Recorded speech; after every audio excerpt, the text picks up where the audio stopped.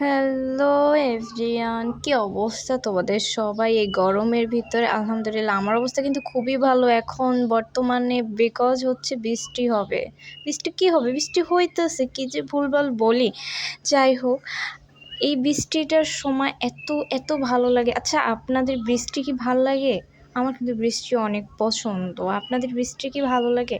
যাই হোক, দেখেন, কিছুক্ষণ আগেও হচ্ছে কীরকম রৌদ্র ছিল, অ্যান্ড হচ্ছে মানে কি পরিমাণে গরম ছিল যে বাতাসটা পর্যন্ত গরম ছিল।